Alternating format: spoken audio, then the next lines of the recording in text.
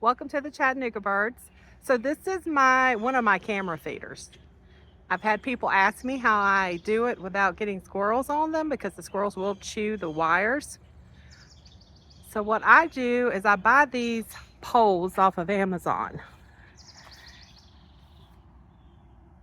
They are birdhouse poles, but instead of using the bracket that goes on the top to mount like you would mount a birdhouse, I get these pipe clamps and I clamp them around that. And then I have a solar panel attached because I don't want to have to keep bringing it in and charging it. We have a lot of stray cats around here, and I was getting cats on my bird feeders. They were eating my little birds, and I wasn't happy about it, so I started researching ways to keep cats off. And you need to have them really high where the cats can't jump on them. This also comes with a squirrel baffle.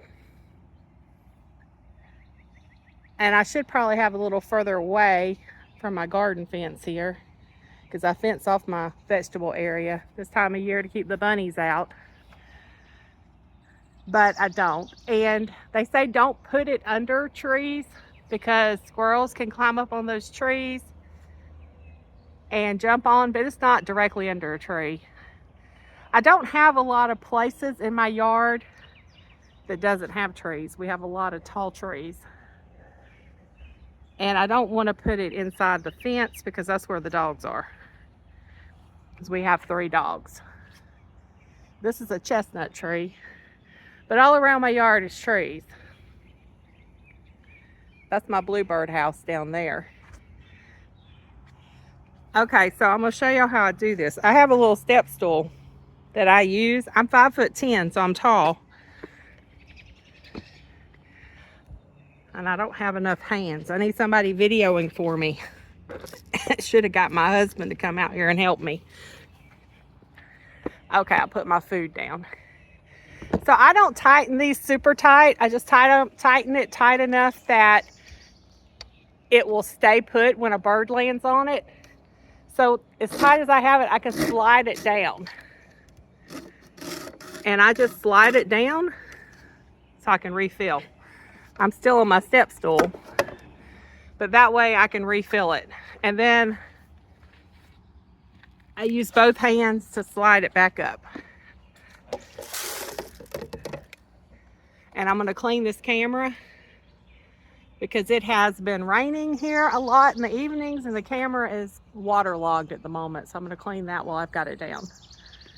But that's how I do it. See, this is the bracket that comes with the bird feeder.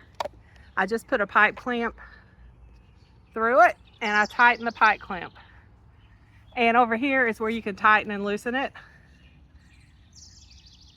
And I just put it around it. And then I push it up as high as I can get it. The higher the better.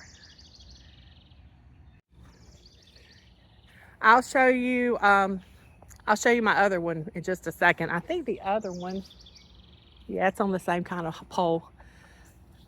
You can do it on a shepherd's hook, but they are usually not as sturdy and they're not as high as these bird feeder poles. I'll put a link in the video description to a link to these actual bird feeder poles. I like them. They screw together and they're very sturdy. I've gotten some that aren't that sturdy, but these are really good. I like these. I just put a little bit of vinegar on the paper towel. I'm out of breath, y'all. I have been walking my dogs. And then I remembered I was going to do this video and I was like, I need to go ahead and do it before it starts raining again. Each time I fill the feeder, I pull this down and I make sure I clean the camera. That way I'm getting good video of the birds. And this particular one is my favorite feeder. It would be my very favorite if it had a built-in solar panel on top. It doesn't. So I have to make sure the solar panel stays plugged in the back to charge it. But it gets the best nighttime video, so I kind of use it for a nighttime security camera too. I'll put a link. I think I have a review video on this. I'll put a link in the video description for that too if you want to see it. And I also check the solar panel, see if it needs cleaning. Because sometimes it gets kind of dirty, especially in the spring when the pollen is bad.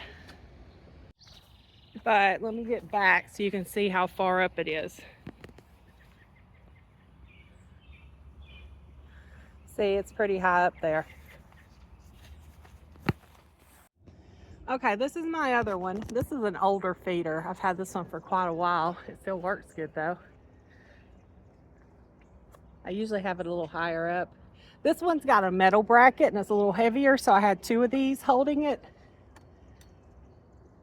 But I'm gonna fill those up. I'm just gonna have to loosen these and pull them down. Well, it's gonna pull down. This way it's down here where I can clean it. This one has a built-in solar panel on top. It has a good video. It just doesn't have as good of a video as the other one, especially at nighttime. But it does get me some good bird footage.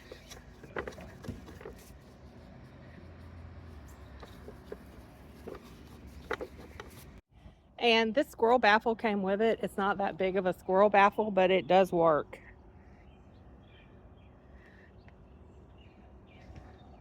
Okay, so I've wiped down the camera. I also wiped down the solar panel on top. Make sure it's still getting good sun.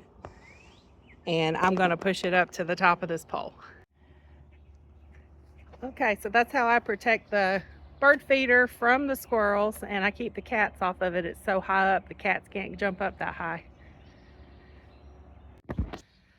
Okay, so that's how I do my camera feeders to keep them from having the wires chewed by the squirrels. I hope this is helpful for y'all. If you have any questions, leave them in the comments below. Thanks for watching the Chattanooga Birds, and happy birding.